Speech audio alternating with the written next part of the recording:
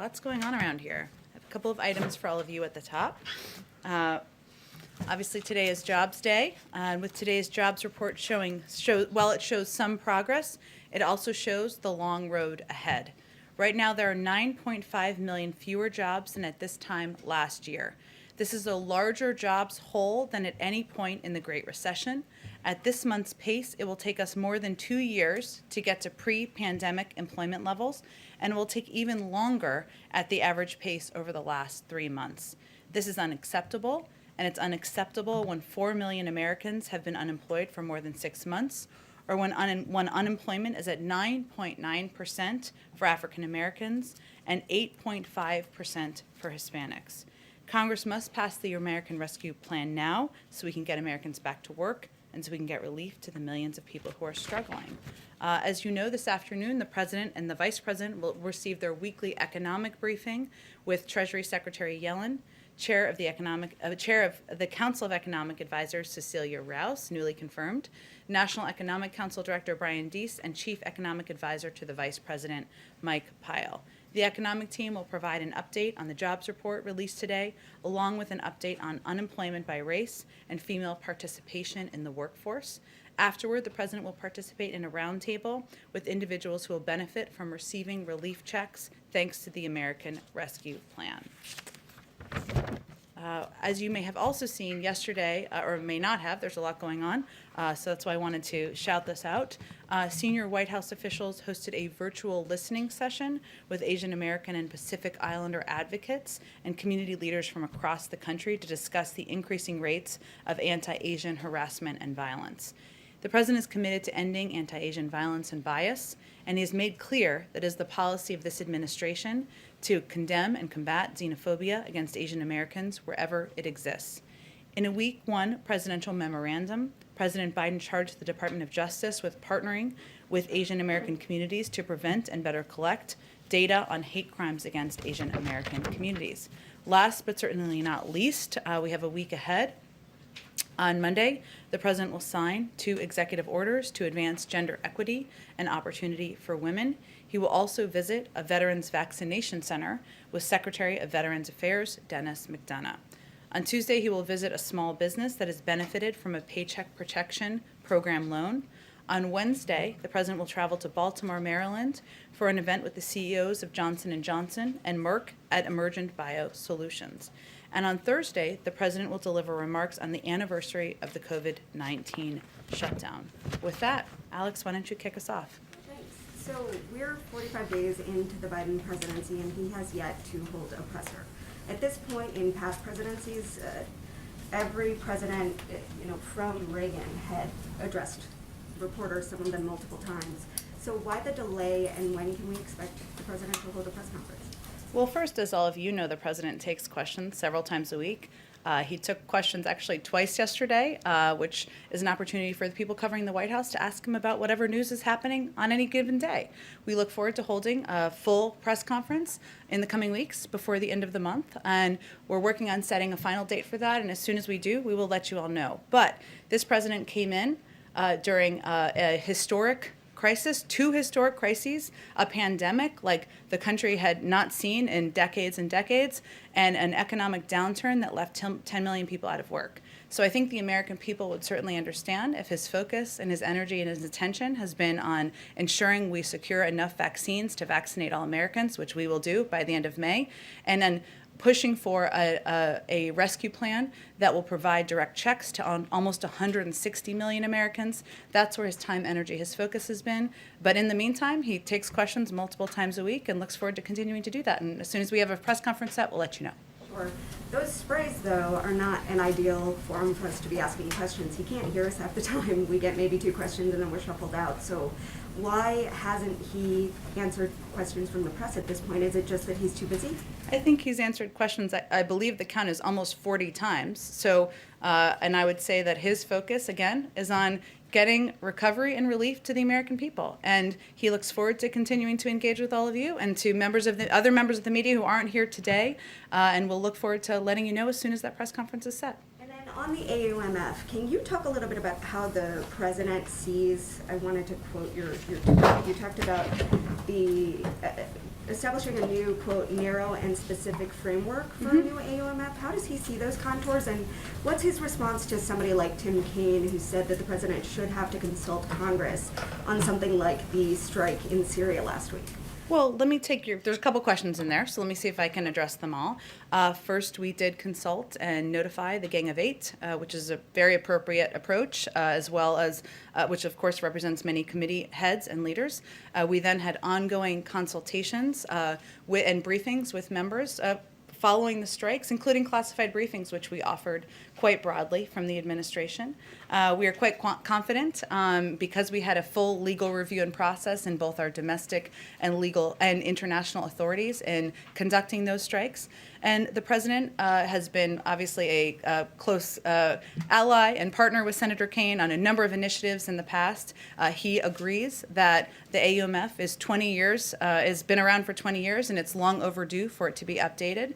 What our announcement was, or what our statement was a reference to, I should say, is an openness to having a conversation about what the scope of the narrow and specific framework should look like moving forward. So we want to have those discussions, and of course those will happen, most of them privately, and then we'll look forward to sharing with all of you what the outcome is. Sure, and then one more on the jobs numbers.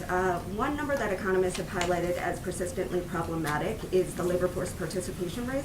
It remains low, sort of consistently. What is the administration's plan in dealing with that and getting more people looking for jobs?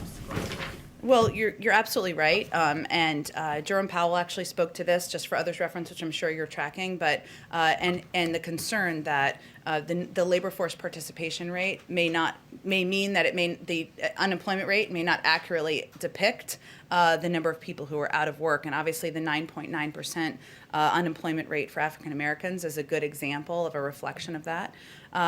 We are taking a across-the-board approach to ensuring we are helping people get back to work and get through this difficult period of time. Part of that, of course, is getting the American Rescue Plan passed to get people the relief and support they need as a bridge for this period of time. But the president has also talked about many components of his Build Back Better agenda, which we look forward to speaking to and in the future after we get the American Rescue Plan passed and the relief into the arms of Americans. And he believes there are a number of additional ways that we can help put Americans back to work, including good, clean-paying infrastructure, or clean-paying, well-paying, I should say. Sorry, it's a Friday. Well-paying infrastructure jobs that are good union jobs.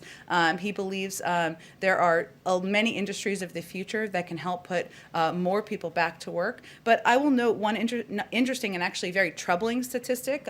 Per our economic team, I'm not an economist, as you all know, but this is their analysis, is that more than 69,000 educators were laid off. And so certainly part of our objective too here with pushing for the American Rescue Plan is also getting relief out to schools who want to reopen and bringing teachers back, ensuring that teachers can be employed for the long term and can ensure there are smaller class sizes is also part of what that package will help address.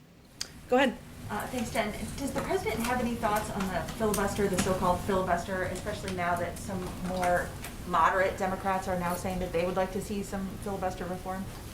His view and his position hasn't changed. Even though some people say that that could affect your agenda, that you couldn't get some of those bigger bills through? Well, look, the president believes that infrastructure, just to keep with the theme, it is not Infrastructure Week, but he did just have the meeting yesterday, that infrastructure is a policy and a proposal he's long been a supporter of, as have Democrats and Republicans in the past. Even look at immigration reform. Immigration reform is an issue that many Republicans and Democrats who are elected have said and have supported in the past. The private sector has supported. He's a believer that there is a path and a way forward for Democrats and Republicans to certainly work together, and he's hopeful there's an opportunity to do exactly that. I know you're focused on the stimulus bill today, but is there a tentative plan for when we would see an infrastructure plan from the president? Again, as we've said in the past, and you gave me a little bit of an opening for this, but our focus is fully on the American Rescue Plan.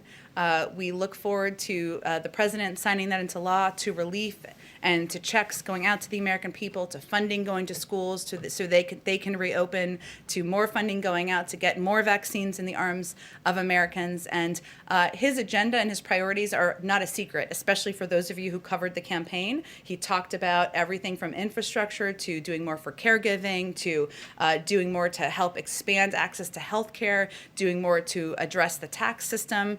Those are all components that are certainly under discussion, but we'll have more to say in the weeks ahead. Go ahead. Thank you, Jen. The White House Chief of Staff, Ron Klain, pointed out this morning that at the pace of today's jobs report, it would take until April 2023 to get back to pre-pandemic economic levels. So how much quicker does the White House believe the economy can recover to those levels with this $1.9 trillion package? How many more months or years does this buy? Well, don't take it from us. Take it from outside economists. And independent analysis shows that passing the rescue plan will create 7.5 million jobs in 2021 alone, and get our economy back to full employment. Will help create those, I should say, help get our economy back to full employment 1 year faster. So it certainly will help expedite this effort and put more people back to work and pull us far ahead of that 2-year timeline that Ron Klain outlined. And then just on some of the compromises that we're seeing coming out of the Senate, the president agreed to limit eligibility for these stimulus checks. He is also now allowing these unemployment checks to be lowered from $400 to $300 a month, even though, of course, there is an extension there until September. But it seems like a lot of these compromises are tailored to the more moderate elements of the Democratic caucus. Is the president concerned at all about losing progressives once this bill goes back to the House? And is there anything that he's looking to do to cater to some of those more progressive demands? Well, this is an incredibly progressive bill, and I'm happy to outline some specifics on that since you gave me the opportunity. But one additional piece just on the UI compromise, as you mentioned, by eliminating the first $10,200 of UI benefits from taxation for 2020, combined with, of course, the extension through September, this amendment would provide more relief to the unemployed than the current legislation. It's different person to person, of course, but on average, it would provide more relief. So that sounds pretty progressive to me. But you gave me the opportunity, so I just want to highlight a few of the things. And these are examples of why I think this is a package, or we think this is a package that is incredibly appealing to many progressives in the country, and certainly should be to all progressives in the Congress. It cuts child poverty in half, in large part through a historic expansion of the child tax credit. 66 million kids will benefit from the expansion, and not only extends I already talked about that, so I'll skip that over that. It includes tens of billions of dollars for rental assistance and homeowners assistance, which will benefit lower income, disproportionately Black and brown renters and homeowners.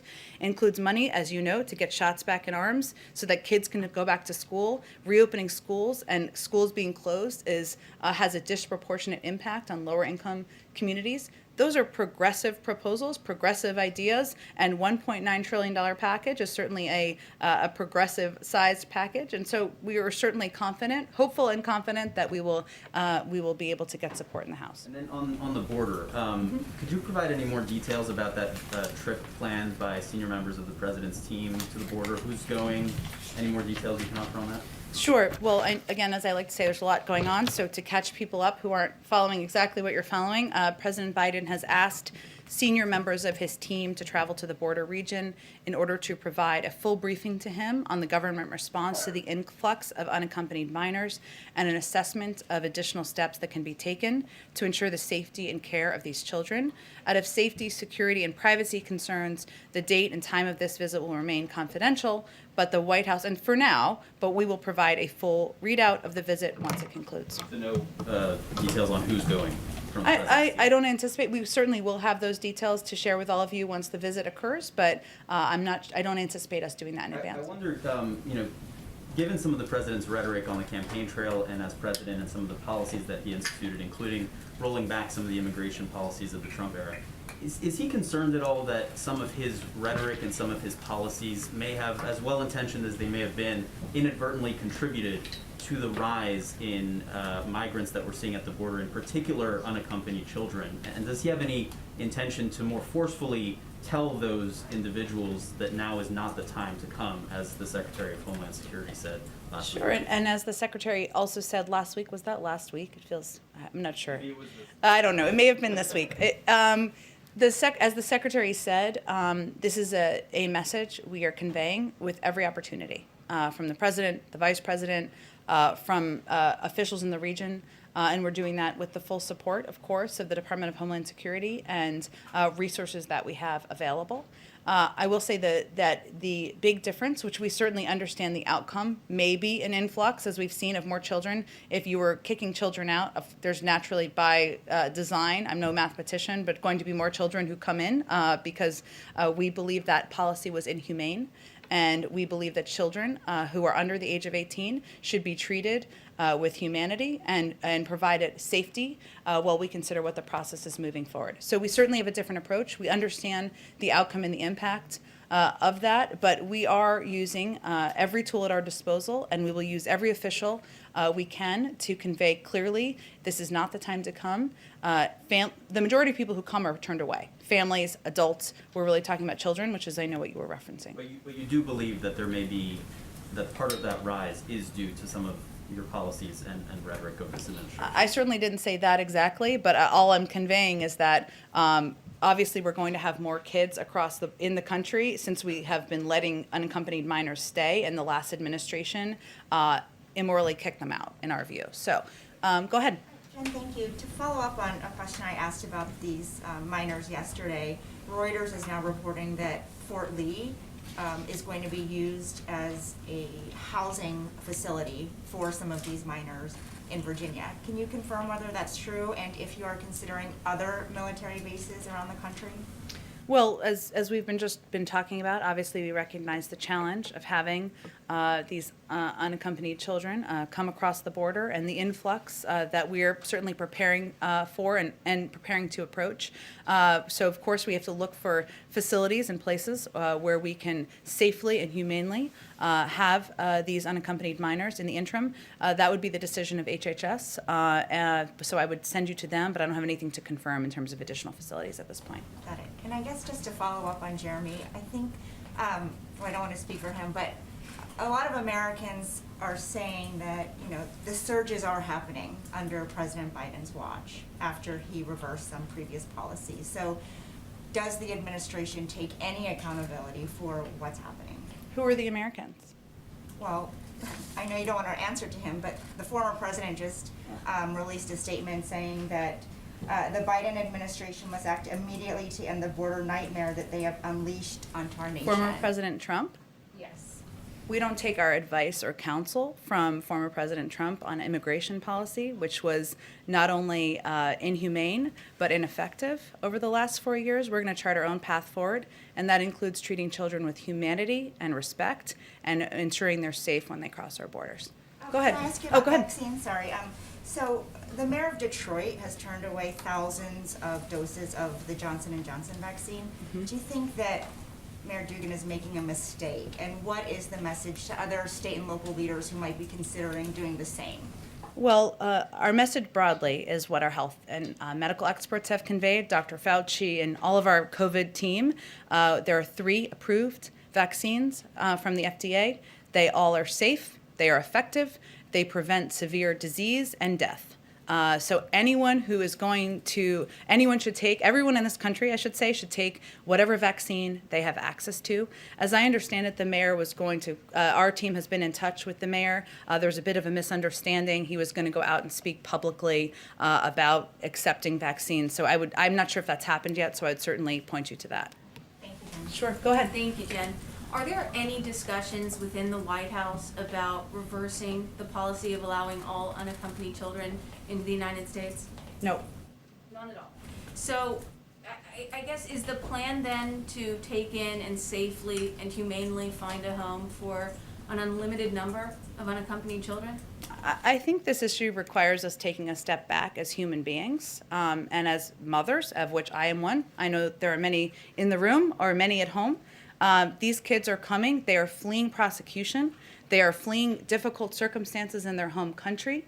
When they come here, all we're talking about here is ensuring that they are treated safely, they are not trafficked, they are not sent back on a unsafe journey. That's what we're talking about. When these kids come in, it doesn't mean they are ensured that they get to stay. They go through the processing system that everyone goes through, but we want to ensure that that is done by treating them humanely and with respect. Many of them will be sent back home eventually, but we're talking about how we treat them as they come in the country. Well, and I'm a mom too, so I certainly feel for all of these children that are fleeing very difficult situations in their homes to come here. But, you know, the fact remains, you have DHS projecting 117,000 unaccompanied minors by May. And, you know, that brings me to another question. You know, a lot of these numbers and this data, they're all coming from leaked documents from DHS, from HHS. Yeah. Why doesn't the White House just release these numbers? I mean, don't the American people deserve to get the data straight from you and straight from the White House? Data of projected numbers in internal documents for policy discussions? Data about how many unaccompanied children and migrants are crossing the border on a daily basis. I understand eventually it's made public, but why not right now? Why do you It is require these made documents? public by the Department of Homeland Security and the officials who oversee the entire process. It is made public, but we don't, as a policy, make public or confirm private decks and policy documents, as no I administration would. understand. So can you confirm how many illegal border crossings there are on average every day right now? I would send you to the Department of Homeland Security and CBP, who of course would be overseeing that process. Okay, and one more question on immigration. House Minority Leader Kevin McCarthy, he's requesting a meeting with President Biden about this issue. He's also asking President Biden to acknowledge the crisis. Will President Biden take that meeting, and I'll ask it again, will he acknowledge that there's a crisis? Well, first, the president and this administration's focus is on digging out of the dismantled and inhumane immigration approach of the last administration. And that's why the president has proposed an immigration bill that would not only address the root causes that Leader McCarthy referenced in his letter, but would move beyond the policy of funding ineffective border walls by investing in smart security at ports of entry, and would also create a pathway to citizenship. And we would welcome the openness or desire to engage on that from the leader or any Democrat or Republican who wants to have a conversation about a constructive path forward. Go ahead. A couple of follow-ups if I can. First on the AUMF discussion. Right now there are two active AUMFs, 2001 and 2002. The president is in favor of replacing both of them with one, with two. What does that look like? He wants to discuss a narrow and specific framework moving forward. Obviously, it's outdated. Those are 19 and 18 years old. And that's the discussion he hopes to have in partnership and with the leadership of Senator Kaine, and determine what the approach and framework should be as we look ahead. Would that then, in moving forward, looking at sort of the Syria airstrike, for instance, would he have to go to Congress moving forward if he wanted to order another military engagement like that? Well, the Syria airstrikes were, of course, and we had a whole legal process and review, and we're confident in the legal authorities for that strike, and they were the self-defense of U.S. military personnel who were threatened overseas.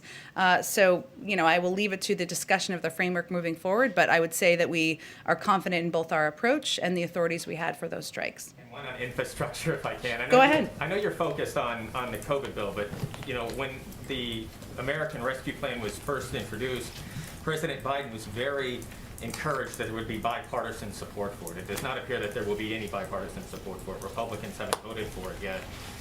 What is the level of confidence then on the next big legislative agenda item like infrastructure, but were there lessons learned and sort of the engagement or the reach out? I'm just sort of curious what that would look like. Well, first, bipartisanship is not determined by a single zip code in Washington, D.C. It's about where the American people sit and stand. And the vast majority of the American people support the American Rescue Plan, including Republicans. And so I think really the question is, why are Republicans in Congress who aren't supporting this package outliers in where the American public is in moving this forward?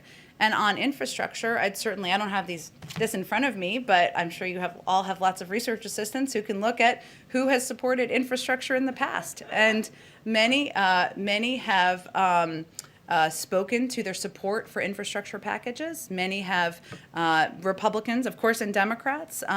Many have discussed it with the president. And so we're certainly hopeful and confident that repairing roads, rails, and bridges, doing better by our caregivers, taking reforming our outdated tax system, our steps, and anything else that was in the Build Back Better agenda. A lot of those pieces are pieces there's been bipartisan support for in the past. Go ahead, Frances. I think we would all love research assistants, by the way. Well, some of you do. You can steal them from other outlets. It could be like a sharing of resources. Indeed, but I did want to circle back to the top. You mentioned that the president next week will sign a series of gender equity or gender equality executive orders. If you could say a little bit more at this time about those. And relatedly, in the stimulus package, he proposed 14 weeks of paid family leave, but that was temporary, would expire in September. So is that something that he would like to see Congress tackle legislatively? Sure. On the first, I will preview for you. We will have a special guest or two here on Monday to talk about these executive orders, and I expect we'll have a briefing call this weekend, so I'm not going to get ahead of it beyond that, but we're looking forward to talking more about it. And on the second one, say that one more time. So in the relief package, he proposed at least 14 weeks of paid leave. Yes. But that was temporary, it would expire in September. So what I'm asking is that something he would like to see Congress make permanent and address in future legislation? Well, we have, of course, this is just the beginning of our administration. He's talked in the past about his commitment to paid leave and feels it's an important component of ensuring there's a diverse workforce, a workforce that has gender equity and racial equity, and it's an important component of that. We don't know what next vehicles might look like, so it's a topic and a policy he remains committed to, but I'm not going to get ahead of where we are in the policymaking process. Staying on the stimulus package for a moment, the minimum wage, it won't be in there at this point, as we saw a little bit earlier on Capitol Hill. Senator Sanders was speaking to reporters, and he said, if anybody thinks we're giving up on this issue, they are sorely mistaken. If we have to vote on it time and time again, we will, and we're going to succeed. So does the president want to see Democrats vigorously pursue a minimum wage increase? And as we talk about what he'd like to see in the future, is this something that he'd like to see the House and the Senate take up immediately after negotiations on the stimulus package conclude? Well, first, we agree with Senator Sanders, and the president is going to be standing right alongside him, fighting for an increase in the minimum wage to $15 an hour, because men and women who are working hard to make ends meet shouldn't be living at the poverty level. And he will use his political capital to get that done. I don't have anything to preview for you in terms of the order or the timeline, but it remains a priority, and it is something that the president would like to get done and will use his capital to do. I'll also add, just you didn't ask this, but there's been a little bit of a rumor mill, so I'm just going to address it. Right now, as you know, we're focused on the American Rescue Plan, getting it through Congress, and the president and his team are not engaged in conversations or negotiations about lowering the threshold for the minimum wage. It's just to be crystal clear on that. Go ahead. Thank you, Jen. So just following up on Francesca's question, how will the president work to use his political capital to increase the minimum wage if there right now doesn't seem to be the votes in the Senate and he is not on board with abolishing the filibuster? Well, look, he has an ambitious agenda moving forward that includes a number of proposals that there's bipartisan support for, and he's going to work with Democrats and Republicans who are open to it to discussing how we move forward. But I don't have anything to preview for you about the legislative strategy for an initiative that is after the American Rescue Plan. Can I just ask one more question for another reporter? Go ahead. Who can't be here? What advice is the president receiving by his COVID team in regards to ongoing travel bans, and when would the president like to see them lifted? He relies on the advice and decision-making of his health and medical team and experts, including the CDC, so he'll wait for them to make any decision about future lifting of those guidelines. Go ahead, Trevor. Just a couple on technology. You had a statement out from Jake Sullivan last night on the Microsoft-related breach. I'm just curious if that affected any government computers, departments, agencies, and any more color detail around that. Sure. This isn't, and for anyone who didn't see National Security Advisor Jake Sullivan's tweet last night. He spoke to the Microsoft breach that's been reported, but this is a significant vulnerability that could have far-reaching impacts. First and foremost, this is an active threat. And as the National Security Advisor tweeted last night, everyone running these servers, government, private sector, academia, needs to act now to patch them. We are concerned that there are a large number of victims and are working with our partners to understand the scope of this. So it's an ongoing process, Trevor, I would say. Network owners also need to consider whether they have already been compromised and should immediately take appropriate steps. The Cybersecurity and Infrastructure Security Agency issued an emergency directive to agencies, and we're now looking closely at the next steps we need to take. It's still developing. We urge network operators to take it very seriously, but I don't have any other readouts beyond that. Okay, just as far as any color around whether the government itself was impacted by this? I think I conveyed there clearly that what he was, what National Security Advisor Jake Sullivan has conveyed and why he put this message out publicly was that this is an ongoing threat. And he was encouraging patches to be done across, as he said, government, private sector, academia, and we're still looking closely at what happened and the next steps that need to be taken. Okay, and then I just wanted to ask about Tim Wu, Sure. who you announced hiring today. He has very publicly advocated for breaking up big tech companies like Facebook. Those are the kinds of issues he's going to be advising President Biden on. Is that now White House policy? What is he going to be doing with regard to the FTC and the DOJ and what they're already doing on those big tech companies? Well, first, it's been reported, but Tim Wu will serve at the NEC as the Special Assistant to the President for Technology and Competition Policy. He was recently a professor at Columbia University Law School. He previously served as Senior Enforcement Counsel to the New York Attorney General and as a Senior Advisor at the FTC. He brings, as you noted, in some way, different words, but a wealth of knowledge and experience about technology and competition policy that will help ensure President Biden's economic agenda supports working families, strengthens the middle class, and protects consumers. You know, the president has been clear on the campaign, probably more recently, that he stands up to the abuse of power, and that includes the abuse of power from big technology companies and their executives. And Tim will help advance the president's agenda, which includes addressing the economic and social challenges posed by the growing power of tech platforms, promoting competition and addressing monopoly and market power issues, expanding access to broadband for low-income and rural communities across the country. But his hiring is a reflection of the value of his expertise.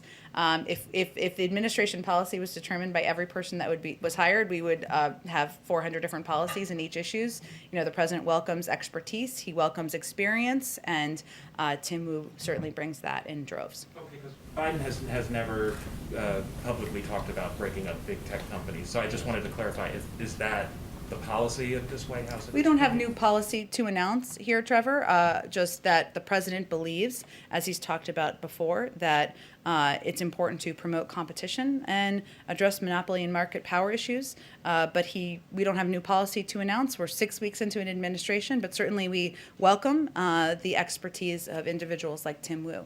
Go ahead. Go ahead. Thank you. Oh, sorry. We can go to both of you. We're not in a rush. Go ahead. Okay, thanks. I will. Given the many questions about the transparency of the World Health Organization's COVID investigation in Wuhan, is there a point at which the president, who made such a priority of putting the US back into the WHO, will say, we're getting fed up, and actually go back a little bit towards former president's position, which is that the WHO was, basically useless for the United States? Well, I would actually say that we're gratified that the WHO has determined to hold on releasing an interim report into the origins of COVID. That was a positive step, which was taken in part because of our involvement and engagement. In recent weeks, we have spoken with many international allies and partners who shared our concern about the ways in which early findings of the investigation had shared the same concerns. We feel this is an encouraging sign that U.S. re-engagement is already having a positive impact, and we rejoined the World Health Organization on the first day of the Biden administration so that the United States could once again lead in an international fora. So the president is satisfied with the way that whole report work is going ahead right now?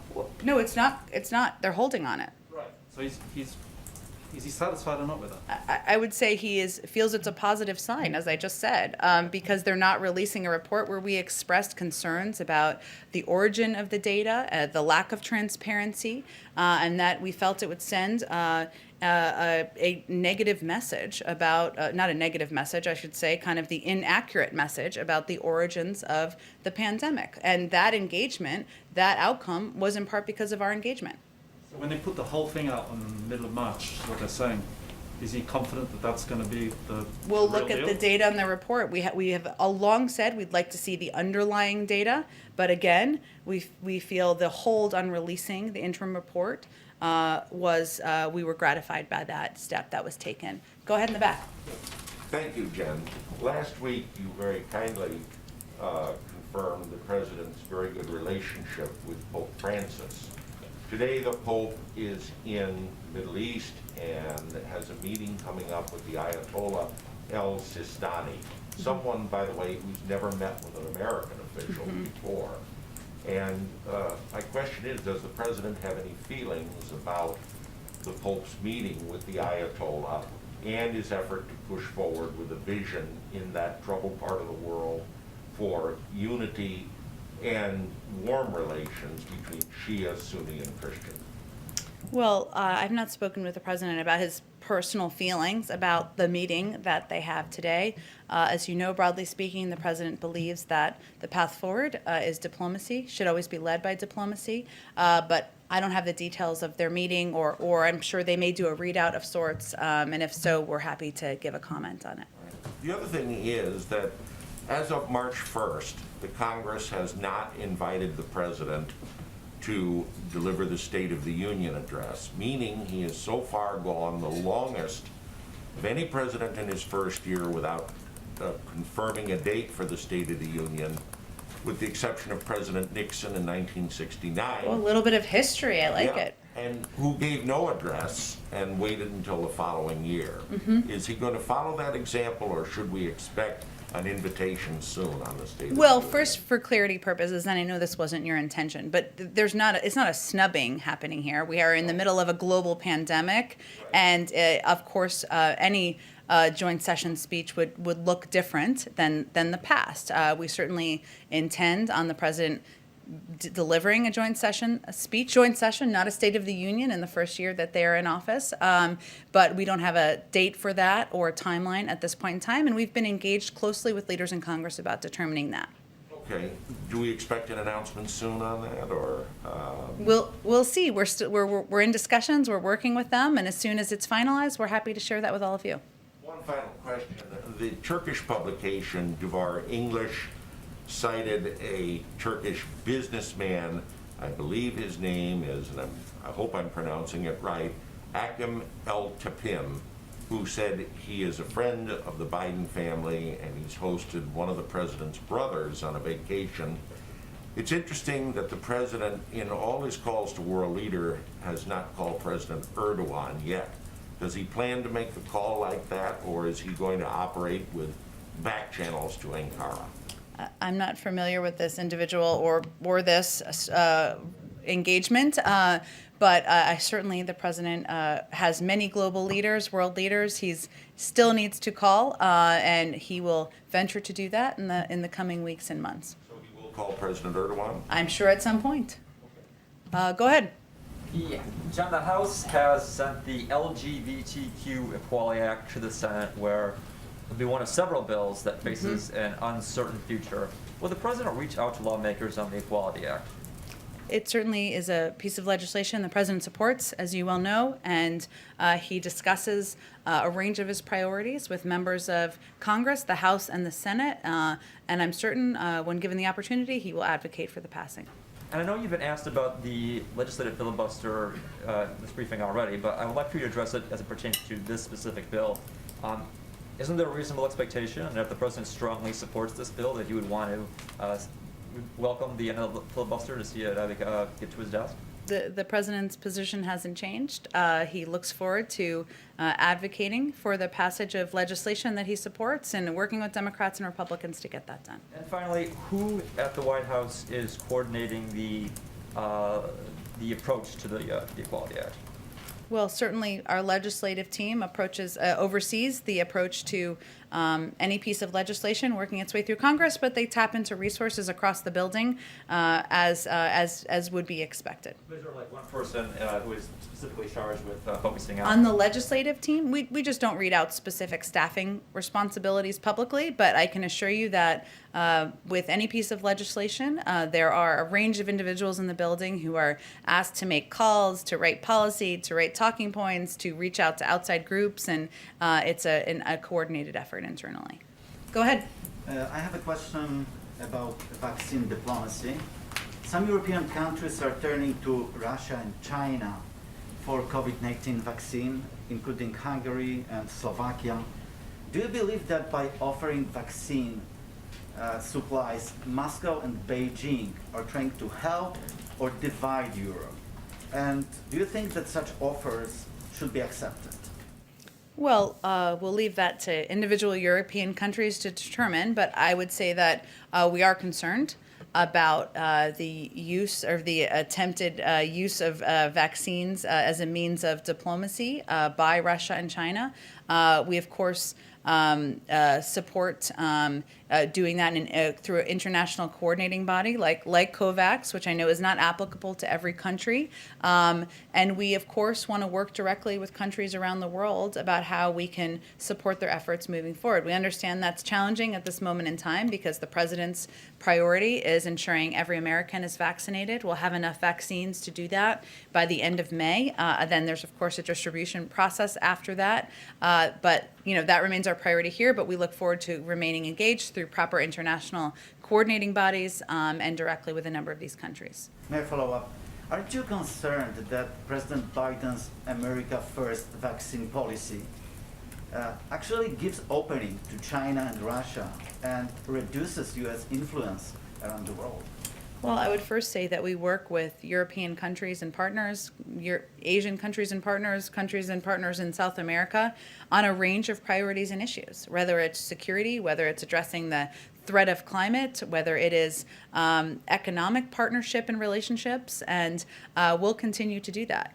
We also have conversations about access to vaccines, and we'll continue to do that as well. That's something that comes up in a number of these diplomatic conversations. Right now, as you've noted, our priority and our focus is on ensuring the American people are vaccinated, and we have to take into account a number of factors, including the fact that we don't know which vaccine is most effective with children. That testing is still ongoing. We don't know the most effective as it relates to all the variants. That is still ongoing, but we are very open, and we will continue to have those engagements and conversations about how we can assist countries looking for vaccine supply. One more follow-up to President Biden's phone call with European Commission President today. Mm-hmm. Have they discussed restoring air travel between Europe and the United States? I know we put a readout of the call out. Nothing about it. I'd have to talk to our national security team and see if that's something. If it was raised on the other end, we'd leave that to them. I don't think there was any intention of raising that from our end. So they may have more to speak to it from their end. Sorry. Go ahead. Oh, I'm sorry. Can we go to you first and then we'll come back? Yeah. Thanks. Just two questions.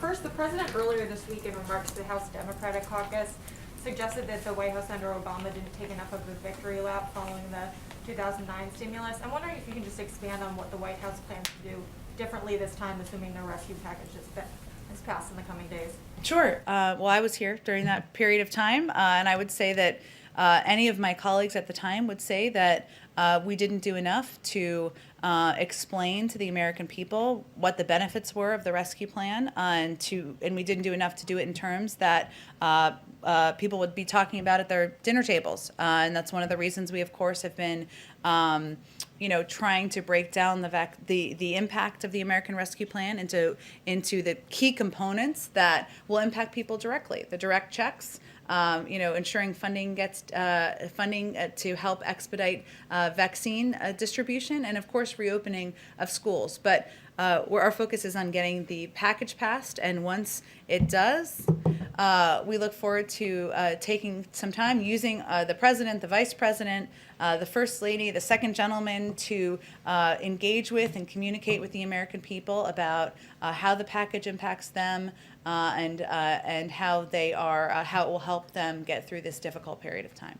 And then second on infrastructure, Representative DeFazio said after the meeting yesterday that there were discussions about how to pay for an infrastructure package. I'm just wondering if you can give us a little more sense of what was discussed yesterday. I don't have any more details. We don't even have a package that is being proposed at this point, and when we get to that point, I'm sure we'll have this discussion. Obviously, the president has talked in the past about different revenue raisers, whether it's rolling back certain tax cuts, but we're just not at that point in the internal policy discussions quite yet. Go ahead, Alexandra. Alexandra, I was looking at you. Sorry, go ahead. Okay, go ahead. okay, Go ahead, Francesca. Two more questions for you, and then I'll be done. So earlier this week, Secretary Blinken had a call with Juan Guaido, who the U.S. recognizes as the interim president of Venezuela. President Biden has not yet made such a call. I know you said that he has a long list of foreign leaders that he'd like to call. He does. But at what point do you think that he might give Juan Guaido a ring? I just don't have anything to predict for you. And I will say, having served at the State Department before, sometimes a call from the Secretary of State happens before a call from the President. Not always, but I don't have a list of his upcoming calls planned for foreign leaders. Okay, and the other one was I wanted to ask about a campaign pledge that President Biden made. During the campaign, he said that he would direct $70 billion to HBCUs. So I was wondering if you could provide an update on that. Is there any executive orders or legislation in the works that would address that issue? He remains committed to supporting HBCUs and supporting them financially, but I don't have anything to preview for you in terms of policy. We are only 41 days in, a lot more policy making, executive order doing, well, some executive order doing to be done. Go ahead, and then we'll come back to you, Jeremy. Go ahead. John, a number of state legislatures are advancing legislation seen as imposing additional restrictions on transgender youth, including bills that would inhibit their ability to participate in sports and access transition-related care. One of such bill is on its way to the governor of Mississippi's desk, if not signed already. Has the president expressed any concern about these bills in the state legislatures? I would just say that the president's view is maybe not well known, but let me restate it here. I'm not aware of discussions directly with state legislators. If he had those discussions, you would likely know, I should say. But the president believes that trans rights are human rights. And that no one should be discriminated on the basis of sex. Not only is this the law of the land, it's his own deeply held view. The anti-discrimination executive order the president signed is focused on children being able to learn without worrying about whether they will be discriminated against. And this means not being denied access to the restroom, the locker room, or school sports. And him signing an executive order sends a pretty clear message to state legislators, to lawmakers about where he stands on this issue and what his position is as president. Okay. I mean, if you want to take. We'll do two more. It's a Friday. Okay, and then Jeremy can wrap us up. Go ahead. Okay, thank you. Two questions about New York Governor Andrew Cuomo. The first is I just wanted to know if the White House had any sort of reaction to these twin reports in the Wall Street Journal and the New York Times that aides to Governor Cuomo had altered the report on nursing home deaths to hide a higher death toll. We've certainly seen those reports. Obviously, they're troubling, and we certainly would support any outside investigation, but those wouldn't be determinations made by us. Okay, and on the other controversy that Governor Cuomo's facing, the third accuser did a long interview on CBS News last night. I'm wondering if the vice president or the president watched it or heard about it. I'm not aware of them watching it. They obviously both have a full schedule we keep them to, of course, as I've noted in here before, but I welcome the opportunity to repeat. Well, so I guess my question is, in 2017, when then Senator Kamala Harris was calling on Senator Al Franken to resign for similar issues, she tweeted, and I quote, "Sexual harassment and misconduct should not be allowed by anyone and should not occur anywhere." So, what does it say to women like Charlotte Bennett when the Vice President of the United States will comment about that, but won't say the same thing about these allegations against Governor Cuomo? Well, I think the Vice President's view is that she believes All women should be treated with respect. Their voices should be heard. They should tell their story. There's an independent investigation that is happening now, being overseen by the New York Attorney General, and she certainly supports that. And hopefully all of the individuals who have come out should see that as her point of view, and one that I'm happy to reiterate on her behalf. But so why won't she say that? Again, I think I'm speaking on her behalf. This is the White House. That's the benefit of doing this briefing every day. Go ahead, Jeremy. Thanks, Jen. Just a couple more on the COVID bill. Since the president proposed that $1.9 trillion package, the national picture has changed in a few significant ways. This jobs report today shows the economy is recovering at a faster pace than anticipated. About 16% of Americans have now received at least one dose of the vaccine, and yet the president hasn't budged off that $1.9 trillion top line. Is he reconsidering that big number in light of these recent developments? Well, at the same time, 4 million Americans have been unemployed for more than 6 months. The rate of unemployment among African Americans is 9.9%, 8.5% among Hispanics. Without this package, 9.5 million people are out of work. At this rate, we would not hit the pre-pandemic unemployment rate for 2 years. If that's satisfying to Republicans in Congress, then certainly they can speak for themselves. But the president believes, and economists believe, and experts believe that in order to get this pandemic under control, in order to get people back to work, we need an infusion of this size package because the twin crises we're facing, that's what would meet the moment. And in terms of bipartisanship, obviously there are a few Republican senators who are still considering how to vote on this package. Senator Lisa Murkowski, chief among them in terms of somebody who might support this bill. So how much of a priority is it for the president to try and win over at least one of these Republican senators? And how much time and energy is he planning to put into that effort? Well, the president remains deeply engaged in getting this across the finish line. He takes nothing for granted, and I fully expect him to be on the phone through the course of the weekends with Democrats and Republicans as needed, just answering questions they have, addressing needs they have. Obviously, he had a number of people to the Oval Office just this week. So he takes... How much of a priority is it for him to get at least one Republican senator to support this bill? Well, I think the president's measure of success here is whether we get the package through so we can deliver relief to the American people. And we welcome the support of Republicans in the Senate. We're open to answering questions, to addressing concerns they have, but at the end of the day, our focus and the president's priority is on ensuring that almost 160 million people receive direct checks, that we are providing money to schools. By the way, polling this morning showed the majority of people supported that across the country so that they can reopen, and that we are ensuring we can get vaccines in the arms of Americans. We're still in the middle of a crisis. We're still in the middle of a war with the pandemic, and he welcomes their support, but his focus is on the American people. Thanks, everyone. Thank you, Jen.